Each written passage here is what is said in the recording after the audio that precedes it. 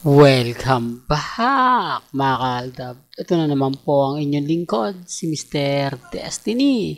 At magbibigay po tayo ng pinakamainit na update po ngayon sa social media. Well, nakakatuwa naman po itong mga nangyayari ngayon sa Instagram, sa Twitter at sa Facebook. Ramdam na ramdam po natin ang presensya mga kaaldab. Siyempre ng Aldab Nation, bukod sa latest post video ni Mengay sa kanyang Facebook page, eto naman pong si Alden Richards.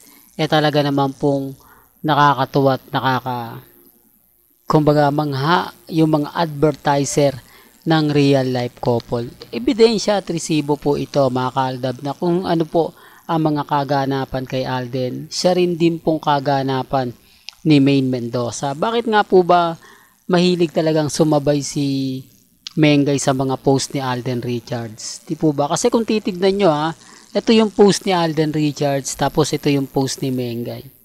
Talagang sinasadya nga po ba ng panahon o talaga naman pong umaayon lang kay Maine Mendoza at kay Alden Richards? Patunay lang po yan at ebidensya at resibo mga kaaldab na tayo pa rin po ang wagi kasi kung mapapansin nyo naman po tayo lagi pinag-uusapan.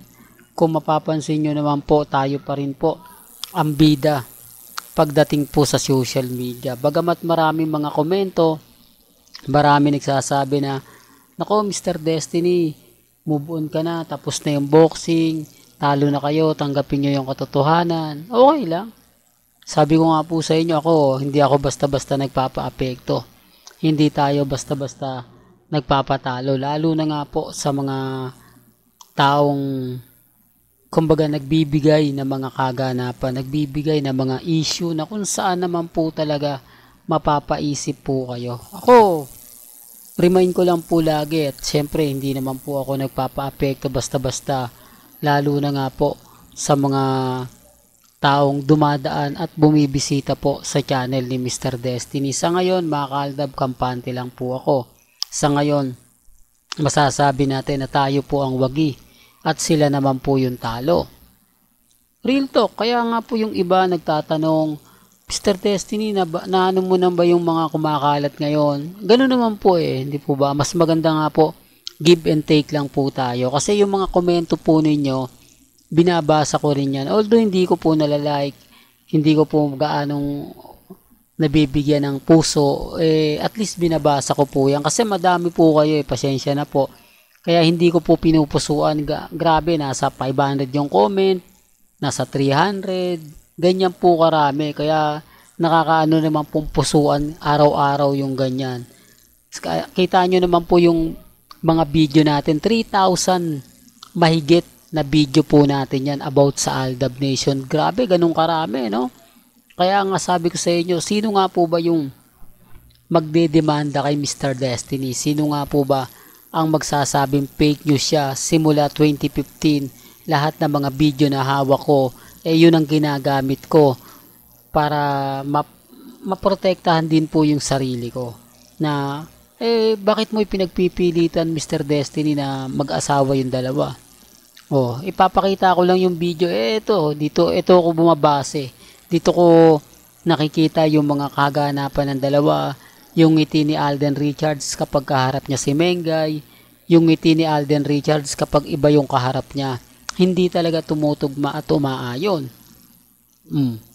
Kaya nga sa ngayon mga kaaldab, ang Itbulaga talagang malalaman mo na ang pagkakaiba pag wala si Mengay. Yung tipong buti na lang na andyan si Mengay kasi talagang wala andun yung point mga kaaldab na sobrang baba ng ratings, sobrang bagsak na bagsak yung mga viewers. Ultimo yung iba pinanonood lang yung Barangay 1 for all for one, pero yung mga ibang segment wala na, hindi na po nila pinapanood. Bakit? Kasi nga po mga kaaldab, yun lang naman po talaga yung habol nila. Yung kwela, yung saya. Hindi po porket gumagalaw yung mga iba, ganun na lang po. Yan ang pagkakaiba na pag nandyan si Menga. Yung energetic niya tinatapatan. O kailangan tapatan. Kasi kita nyo, pag si Miles at si Maha, si Raisa, si Alan Kay, kailangan may mangunguna eh. Kailangan may gagalaw. Kung pagod na yung isa, di po ba? Tapos yung isa walang gana. Kumbaga ano lang siya, puro backup lang siya. Yun po yung pagkakaiba ng energetic. Kita nyo si Alden Richards sa California, pag aakyat niya ng stage, talagang gusto niyang bumaba. Kaya yung crowd tuwan-tuwa eh. Yung tipong, ayan si Alden Richards, lalapitan ako. Kumbaga yung, kita nyo yung si Alden Richards lang po talaga yung kakaiba. Siya lang po talaga yung gustong-gusto na bumababa sa stage. Kaya nga po si Vice Ganda o yung Showtime family, nung nag-guest si Alden, nagulat sila eh. Kumbaga, hindi nila ina-expect na si Alden Richards pupunta sa mga audience. Alam naman po natin yung audience doon, karamihan doon ABS-CBN talaga. Loyal sa ABS-CBN. Tapos pupunta si Alden hindi naman talaga siya pinanonood doon dahil puro ABS-CBN at kapamilya lang naan doon. Pero ginawa yun ni Alden Richards para saan? Para iparamdam at ipakita nga po niya kung gaano niya po talaga kamahal yung mga taong nagmamahal po, di po ba, sa mga artista. Kaya nga po kita nyo ngayong 2025 napakaraming aabangan kay Alden Richards. Ngayon nagpaparamdam na nga po si Boss Vic Del Rosario.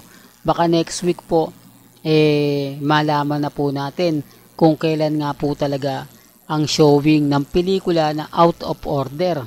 Kasi pagkatapos nga po ng shooting ni Alden Richards, tapos ilang taping ng Pulang Araw, tapos endorsement, diyan na po natin malalaman. Kasi patapos na nga po ang shooting ni Alden Richards sa Canada. Kaya antay-antay na lang po natin pagdating po dito sa Pilipinas. Kaya lagi lang po kayong tututok, mga kaaldab, para lahat ng mga update, lalo na nga po sa Instagram, sa Twitter, sa Facebook, hindi po kayo nagpapauli. Yan naman po yung kagandahan nyo sa channel ni Mr. Destiny. Updated po kayo sa mga latest at sa mga bagong video po na ilalabas po natin.